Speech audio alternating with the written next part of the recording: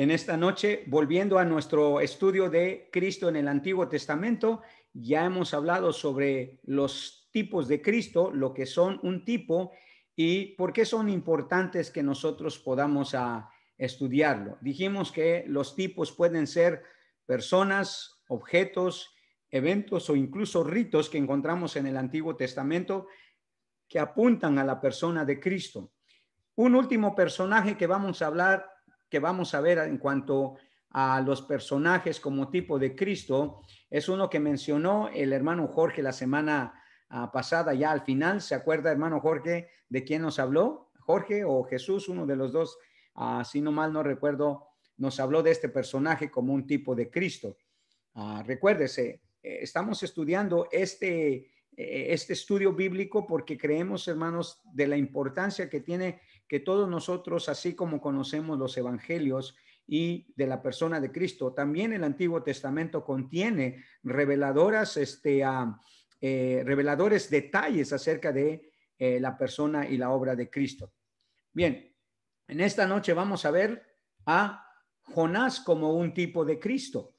Jonás también es representado en el Antiguo Testamento. Cuando vemos en el Nuevo Testamento de lo que se dice de Jonás, sabemos que es un tipo de Cristo. En el versículo 17 de el profeta Jonás, si usted ve, hay una referencia que nos abre la puerta para ver a Jonás como un tipo de Cristo. Jonás capítulo 1, y en el versículo 17 el Señor dice esto en su palabra. Pero Jehová tenía preparado un gran pez que tragase a Jonás, y estuvo Jonás en el vientre del pez 3 días y 3 noches. Luego le tiene que sonar que eso tiene que ver con quién, hermanos. Con el Señor Jesucristo. Y nosotros lo verificamos porque en Mateo capítulo 12, en el versículo 40 especialmente, el Señor Jesucristo dijo esto. Porque como estuvo Jonás en el vientre del gran pez 3 días y 3 noches, así estará el Hijo del Hombre en el corazón de la tierra 3 días y 3 noches. Entonces, Jonás, hermanos, en ese evento que pasó, al estar en el vientre de ese pez de manera milagrosa, por supuesto, de alguna manera el Señor la relaciona con él. O sea que Jonás viene a ser un tipo de Cristo. Y hay por lo menos unos 3 o 4 detalles de la vida de Jonás que apuntan a ser un tipo de Cristo. El primero de ellos es que Jonás como tipo de Cristo, hermanos, en su sufrimiento para llevar a cabo la voluntad de Dios. Ahí mismo en Jonás capítulo 2, versículo 1, hermano Jorge, si puede leer Jonás 2:1, ya que Jonás está en el vientre de ese pez. Mire lo que dice él acerca de su llamado que Dios le había hecho al ir a profetizar a esa gran nación de Nínive. Jonás capítulo 2, versículo 1 y luego el versículo 10. Hermano Jorge.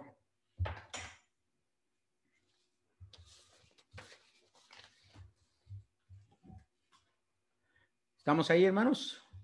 Hermano Jorge, ¿se nos fue? ¿O por ahí está? Sí, pero no lo encuentro. Ok, mientras lo encuentra el hermano, alguien ya lo tiene rapidito. Sí, entonces oró Jonás a Jehová, su Ok. Dios, desde el vientre del pez y dijo, invoque en mi angustia a Jehová y él me oyó. Desde el seno del Seol clamé y mi voz oíste. Y luego el versículo 10. Y luego el versículo 10 dice, entonces Jehová dio orden al pez, el cual vomitó a Jonás en tierra. Muy bien.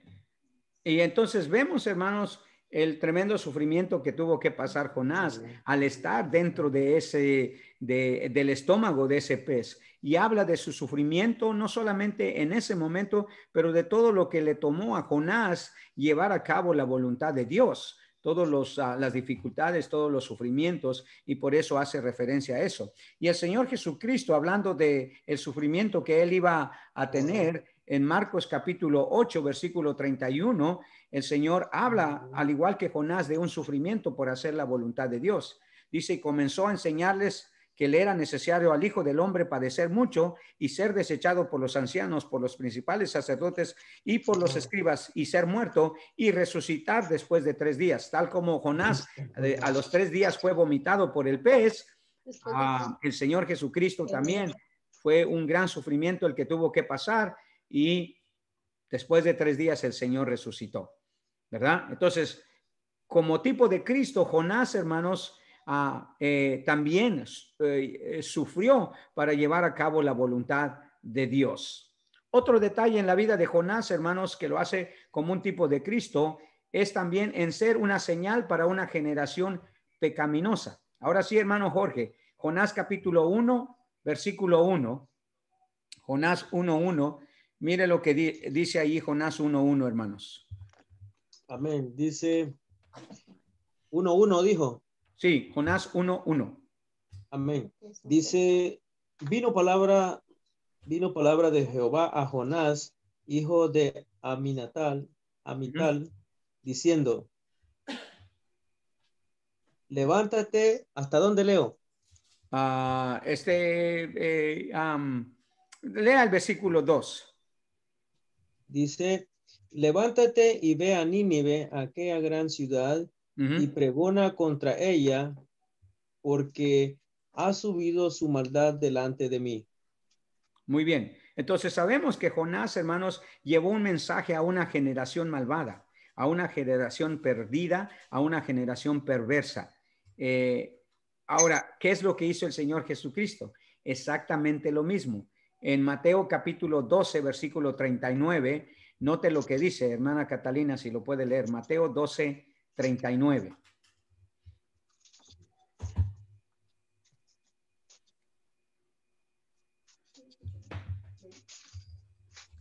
Mateo 12, 39. Observe lo que dice.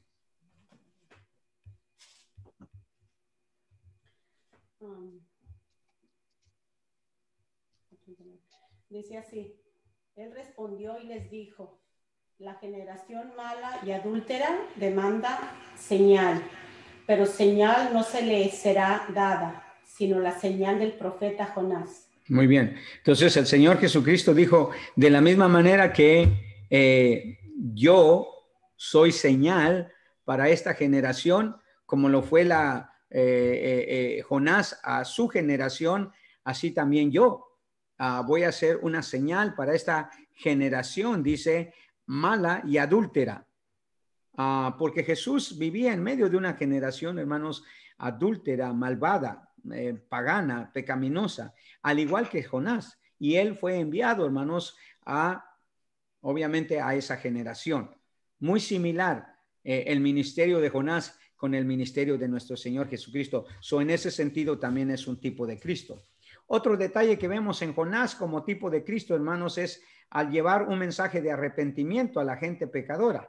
Si usted lee conmigo Jonás capítulo 3, en el versículo 1 al 5, hermano Jesús, si puede leerlo para nosotros, Jonás capítulo 3, versículo 1 al 5. Note lo que dice, note el tipo de mensaje que Jonás llevó a los ninivitas. Vino palabra de Jehová por segunda vez a Jonás, diciendo, levántate y ve a Nínive, aquella gran ciudad, y proclama en ella el mensaje que yo te diré. Y se levantó Jonás y fue a Nínive conforme a la palabra de Jehová. Y era Nínive ciudad grande en extremo, de 3 días de camino. Y comenzó Jonás a entrar por la ciudad camino de un día, y predicaba diciendo, de aquí a 40 días Nínive será destruida. Y los hombres de Nínive creyeron a Dios y proclamaron ayuno, y se vistieron de cilicio desde el mayor hasta el menor de ellos.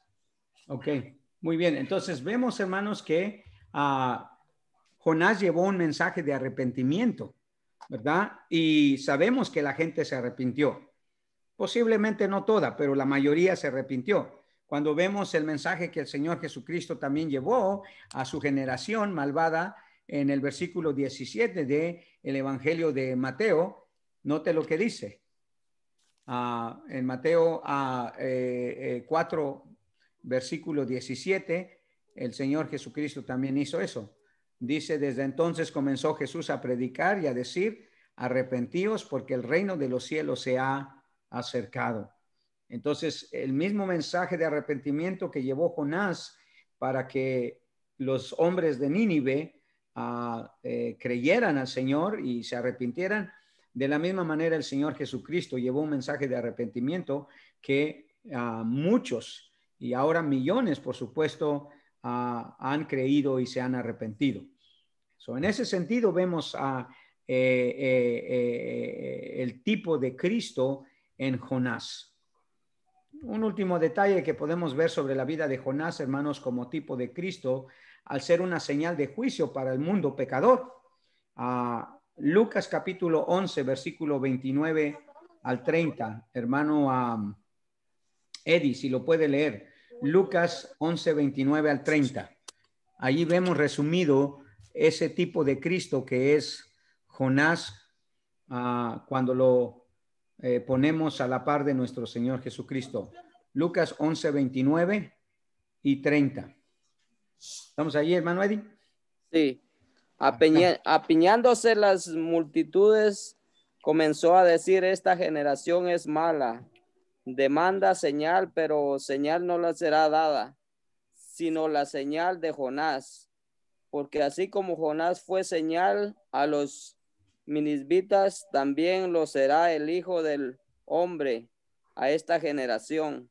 Muy bien. Nota usted, inmediatamente el Señor relaciona su vida, su ministerio, su persona con la de Jonás. Y de la misma manera dice que Jonás fue una señal para juicio para los ninivitas. De esa misma manera el Hijo del Hombre va a ser una señal para esta generación. Entonces, Jonás, hermanos, es como un tipo de Cristo, como lo fue Aarón, como lo fue Moisés, David, José, Abraham, Noé,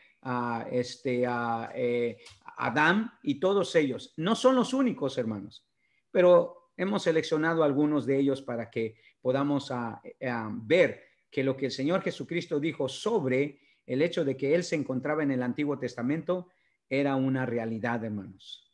Por eso el Señor dijo que escudriñaran las Escrituras, porque ellas daban testimonio de Él. Entonces, no solamente hay personajes como tipo de Cristo, hermanos. También dijimos, hermanos, que hay objetos como tipo de Cristo. Y hoy vamos a ver, quizá a lo que nos da de tiempo, vamos a ver algunos de los objetos como tipos de Cristo. ¿Ok? El primero de ellos es el arca de Noé como un tipo de Cristo. ¿Ok? Hay algunas características del arca de Noé como tipo de Cristo. Por ejemplo, si usted observa en el Antiguo Testamento los relatos sobre el arca, se va a dar cuenta que tiene una relación con la persona y la obra de Cristo. La primera de ellas, el arca de Noé es un tipo de Cristo como único medio de salvación para el hombre. Se recuerda que el Señor iba a traer un diluvio y solamente quien entrara en el arca se iba a salvar. Eso de acuerdo al relato de Génesis capítulo 7, versículos 23 y 24. Si no nos puede leer, ahora sí el hermano Jorge, Génesis 7, 23 y 24. Y luego hermana Rosa, si puede leer Hechos 4, 11 y 12. Hermano Jorge, Génesis 7, 23 y 24. Note lo que dice el Señor allí. Dice, así fue destruido todo ser que vivía sobre la faz de la tierra, desde el hombre hasta la bestia, los reptiles y las aves del cielo, y fueron raídos de la tierra, y quedó solamente Noé y los que con él estaban en el arca. Muy bien. Y permanecieron las aguas sobre la tierra 150 días. Ahora, ¿por qué solo Noé y los que estaban en el arca pudieron salvarse? ¿Por qué? Porque fueron los únicos que entraron en el arca. O sea, el arca fue el único medio de salvación para escapar del juicio del Dios sobre este mundo a través del diluvio. Y lo que nos dice el Nuevo Testamento en Hechos 4, versículo 11 y 12, es que el Señor Jesucristo, al igual que el arca, es el único medio de salvación para el hombre. ¿Qué dice Hechos 4, 11 y 12, hermana Ros Ávila? Este Jesús es la piedra reprobada por vosotros los edificadores, la cual ha venido a ser cabeza del ángulo. Y en ningún otro hay salvación, porque no hay otro nombre bajo el cielo dado a los hombres en que podamos ser salvos. Muy bien. No hay otro nombre dado a los hombres debajo del cielo en el que podamos ser salvos. Jesús es el único camino, hermanos. Jesús es el único medio de salvación. En ese sentido, el arca del pacto era un tipo de Cristo, porque es la única manera que el hombre se pudo haber salvado. Lamentablemente, en el Antiguo Testamento, en ese tiempo, solamente 7 personas se salvaron, ¿verdad? En Cristo, gracias al Señor, mucho más que eso. Muy bien, otro detalle que encontramos que hace al arca un tipo de Cristo, el arca de Noé, por supuesto, es por tener la única puerta para la salvación. Ahí mismo en Génesis capítulo 7, versículo 16, hermano Alex, note lo que dice. Léanos Génesis 7, 16, hermano Alex, por favor. Y los que vinieron, macho y hembra de toda carne vinieron, como le habían mandado de Dios, y Jehová le cerró la puerta. Muy bien. Cuando esa puerta se cerró, hermanos, nadie pudo más entrar, ni nadie pudo más salir. Esa puerta significó la única oportunidad que el ser humano tuvo para poder salvarse de la condenación, ¿verdad? Entonces, ellos fueron los únicos que pudieron salvarse y de esa manera, pues, a no perecer. Pero fue la puerta. ¿Qué dice el Señor Jesucristo que es Él? Usando la metáfora de la puerta. En Juan capítulo 10, versículos 7 al 9. Hermano Aristeo, si puede leer Juan 10, 7 al 9. El Señor Jesucristo se identificó precisamente con eso, ¿verdad? Juan 10, 7 al 9. Veamos lo que dice.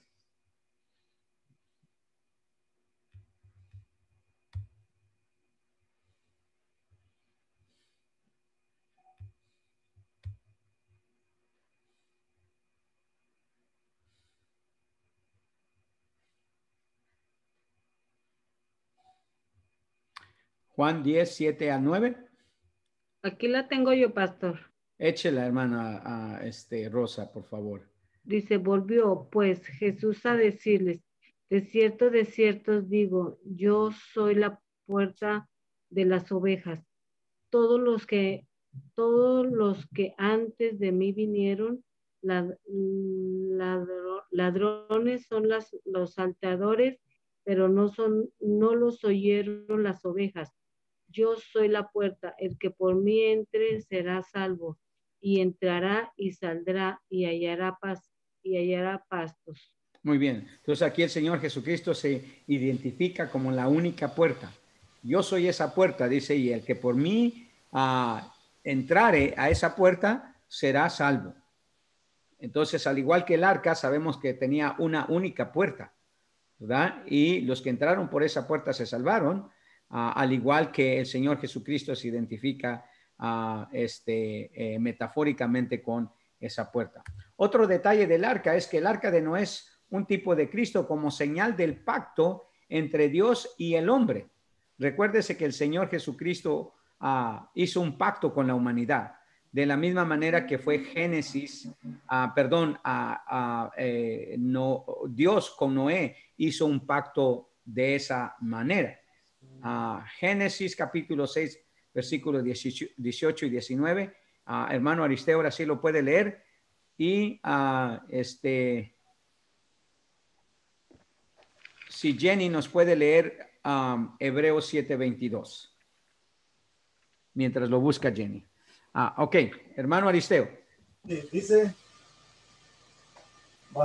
mas estableceré mi pacto contigo y entrarás en el arca tú y tus hijos, tu mujer y las mujeres de tus hijos conmigo. y de todo lo que vive, de toda carne, 2 de cada especie meterás en el arca, para que tengan vida contigo. Macho y hembra serán. Muy bien. Entonces dice, estableceré mi pacto. Y usted sabe que el Señor selló ese pacto a través de lo que se conoce ahora como el arco iris, ¿verdad? Fue una señal del pacto que el Señor hizo, o Dios hizo con Noé. El pacto era que Dios ya no iba a destruir al hombre de esa manera como lo destruyó, o no lo iba a condenar de esa manera.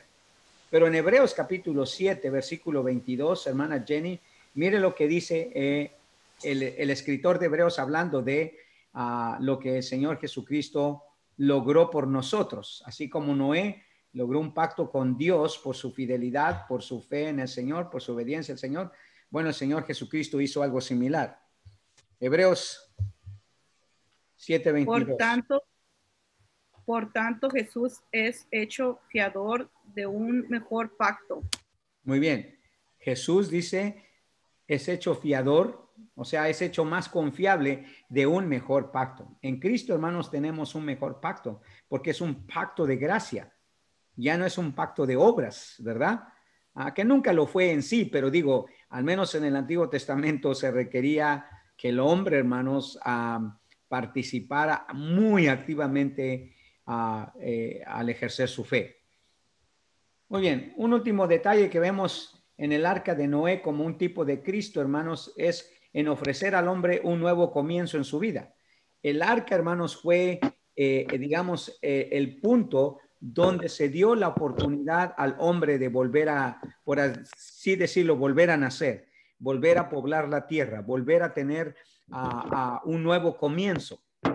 En Génesis capítulo 8, versículo 18, si usted lee conmigo, el Señor dice esto cuando el juicio terminó, el juicio de los 40 días y 40 noches lloviendo. Dice, entonces salió Noé y sus hijos, su mujer y las mujeres de sus hijos con él, todos los animales y todo reptil y toda ave, todo lo que se mueve sobre la tierra según su especie, salieron del arca. Y allí comenzó otra vez todo nuevo.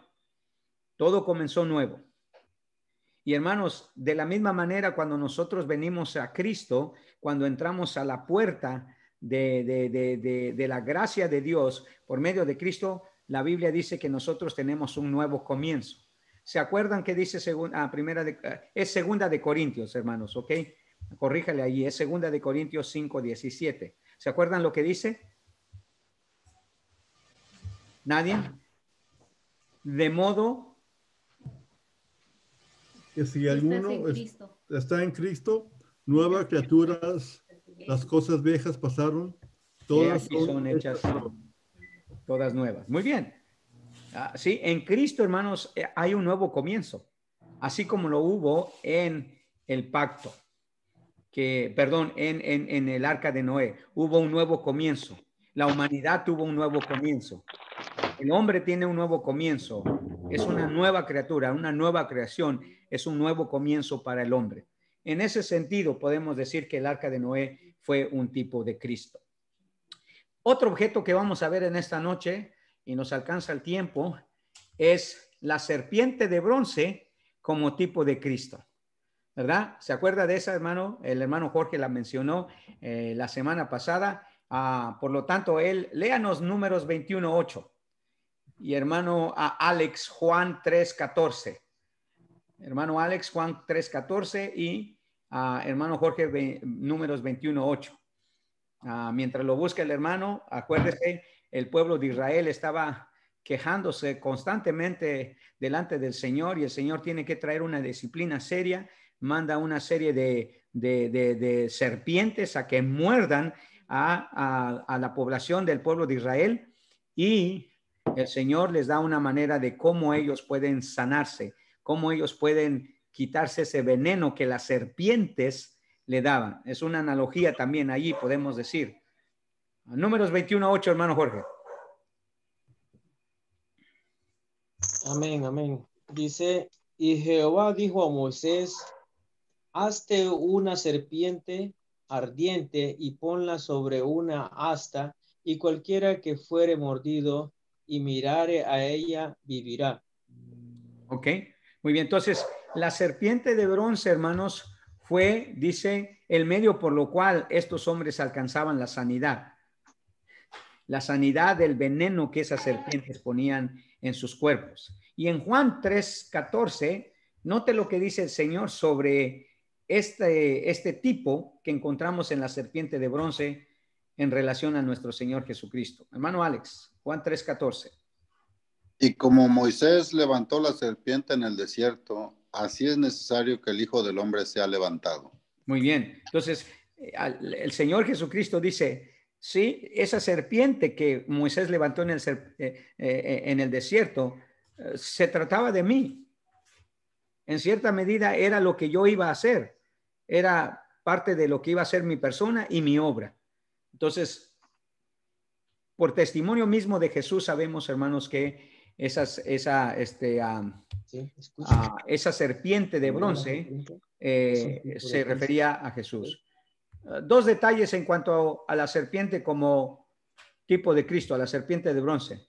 La serpiente es un tipo de Cristo en ser la única solución para el pecado del hombre, tal como vimos allí en el capítulo 21, versículos 7 al 8, especialmente cuando dice el Señor, entonces el pueblo vino a Moisés y dijo, hemos pecado por haber hablado contra Jehová y contra ti, ruega a Jehová que quite de nosotros estas serpientes. Y Moisés oró al pueblo y Jehová dijo a Moisés, hazte una serpiente ardiente y ponla sobre un asta y cualquiera que fuera mordido mirase a ella vivirá. Sí, esa era la única solución a su enfermedad, a su rebeldía, a su pecado, porque la rebeldía es un pecado, ¿verdad?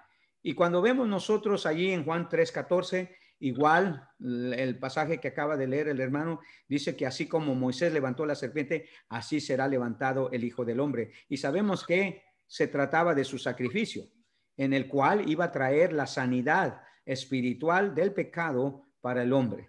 Y en primera de Pedro 2:24, si lee conmigo, se va a dar cuenta que el Señor Jesucristo fue, al igual que esa serpiente, un motivo de sanidad para el pecador. Primera de Pedro 2, versículo 24, dice, quien llevó él mismo nuestros pecados en su cuerpo sobre el madero, para que nosotros, estando muertos a los pecados, vivamos a la justicia y por cuya herida fuisteis sanados. Fuimos sanados por medio de la obra de Cristo. Entonces, para nosotros, hermanos, esa serpiente, al igual que para el pueblo de Israel, Cristo ha venido a ser nuestro sanador, aquel que sanó nuestras heridas. Y no está hablando de heridas físicas, por supuesto, está hablando de las heridas que deja el pecado con sus secuelas, ¿verdad? Con lo que hace en nuestra vida. También podríamos agregar esto, que la serpiente es un tipo de Cristo en ser la única manera de preservar la vida del hombre. La serpiente dice que aquellos que la veían no solamente quedaban sanos, sino que dice allí en el versículo, especialmente en el versículo 9 de Números 21. ¿Se acuerda lo que dice? Miren lo que dice el versículo 9. Y Moisés hizo una serpiente de bronce y lo puso sobre una asta, y cuando alguna serpiente mordía a alguno, miraba la serpiente de bronce y vivía. O sea, Dios no solamente lo sanaba, sino le preservaba la vida. O sea, le daba una oportunidad de vida, porque esas serpientes eran mortales. Así como es la serpiente, el diablo, ¿verdad? Es mortal. Si envenena a alguien con su pecado, con su rebeldía, con su maldad, lo tiene atrapado para toda su vida y condenado. Pero Cristo nos vino a dar vida, tal como dice Juan en el capítulo 3, versículo 15 al 18, ¿verdad? Se recuerda que dice el Señor Jesucristo, hablando de sí mismo, el Señor Jesucristo en Juan capítulo 3, versículo 15, dice, para que todo aquel que en él cree no se pierda, mas tenga vida eterna. Porque de tal manera amó Dios al mundo que ha dado a su Hijo unigénito, para que todo aquel que en él cree no se pierda, mas tenga vida eterna. Porque no envió Dios a su Hijo al mundo para condenar al mundo, sino para que el mundo sea salvo por él. El que en él cree no es condenado, pero el que no cree ya ha sido condenado porque no ha creído en el nombre del unigénito Hijo de Dios. Entonces, hermanos, en ese sentido, esta serpiente de bronce que Moisés levantó en el desierto era la única manera de preservar la vida del hombre. Y aquí Jesús está preservando nuestra vida, pero no la vida física en sí, sino nuestra vida eterna. Por eso el Señor Jesucristo dijo, yo he venido para que tengan vida y vida en abundancia. Estaba hablando de la vida eterna. Constantemente, o bueno, en algunas ocasiones le he recordado que en el Nuevo Testamento hay dos palabras para vida. Una es bios y otra es zoe, ¿verdad? Bios se refiere a la vida biológica, la vida física, y zoe se refiere a la vida espiritual, a la vida eterna que Cristo nos da. Entonces, cuando Jesús dice, yo soy la verdad, yo soy la vida, ¿verdad? Yo soy el camino. La vida se está refiriendo a la vida espiritual, a Zoe. Entonces, esta serpiente, hermano, era un tipo de Cristo. Él mismo lo dice. Y así como Moisés levantó la serpiente, así también el Hijo del Hombre será levantado será levantado, y obviamente hablaba de su sacrificio.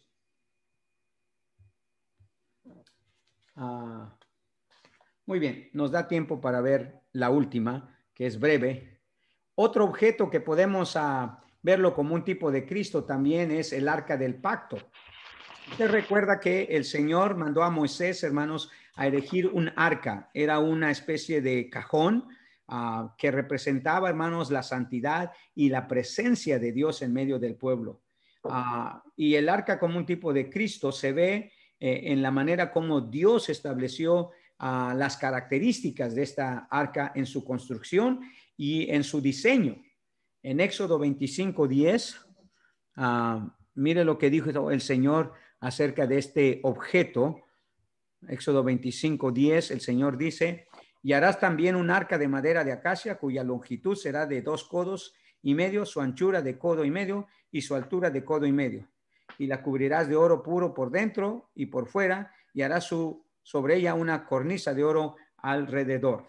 Y en el versículo 22, de allí de Éxodo 25, dice, y de allí me declararé a ti, hablando del arca, y hablaré contigo sobre el propiciatorio de entre los 2 querubines que están en el arca del testimonio, todo lo que yo te mandare para los hijos de Israel. O sea, el arca, hermanos, iba a ser o iba a representar la presencia de Dios en medio del pueblo.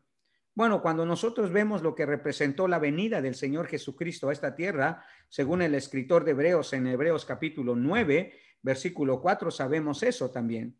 Dice en el versículo 4 de Hebreos 9,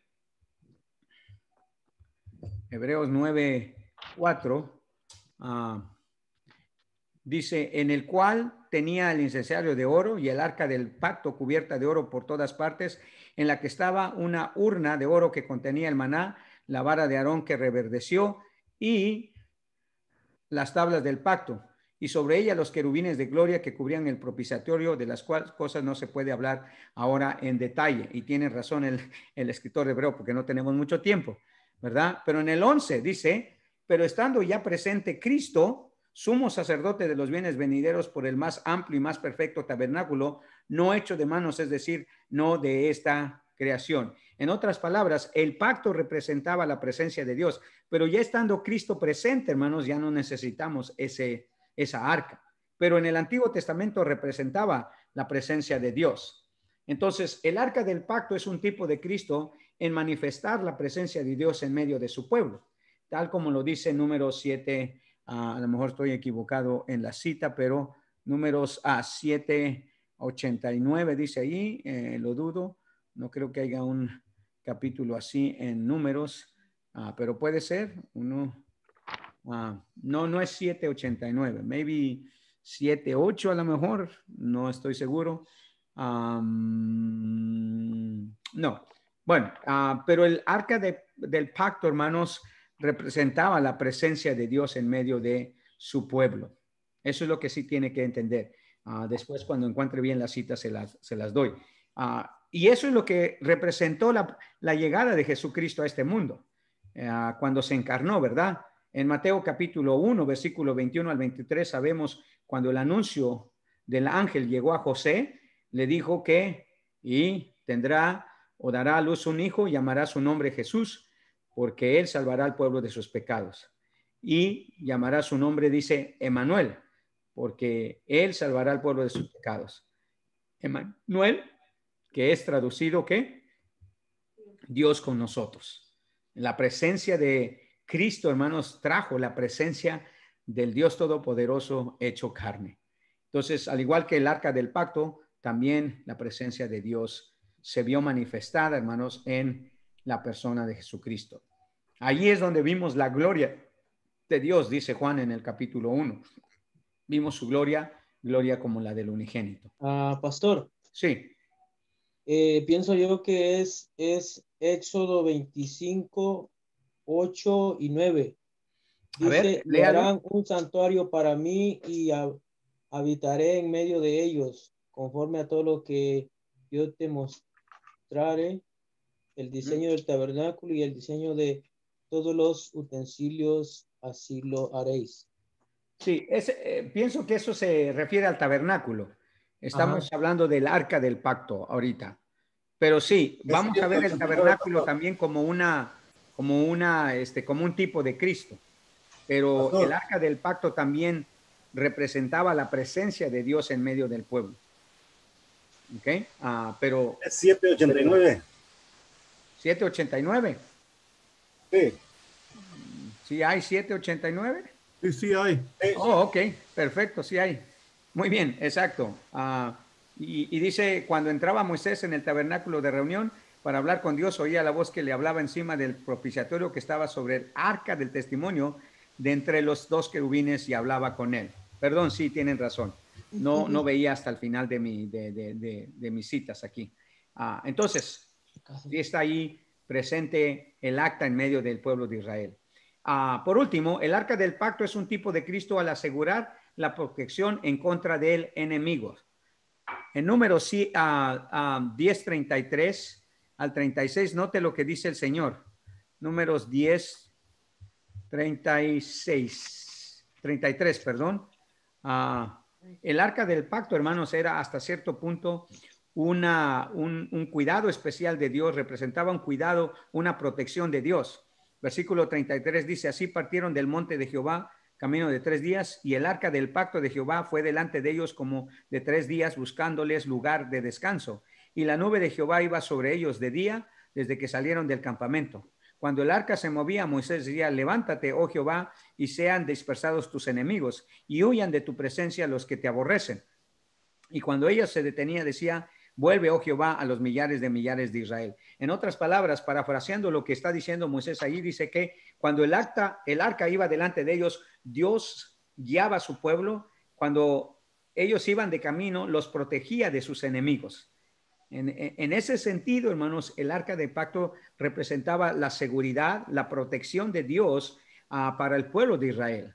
Bueno, en Efesios capítulo 6, versículo 10 al 11, si usted le ha leído, el apóstol Pablo dice que tenemos una lucha contra enemigos espirituales, enemigos en las regiones celestes. Y dice Efesios 6, 10 al 11, que el Señor Jesucristo nos ha dado una protección segura, una vestidura segura para poder ir en contra de los ataques del enemigo. Si usted se recuerda, Pablo allí en Efesios capítulo 6, en el versículo 10, dice, por lo demás, hermanos míos, fortaleceos en el Señor y en el poder de su fuerza. Vestíos de toda la armadura de Dios para que podáis estar firmes contra las acechanzas del diablo y sus acompañantes.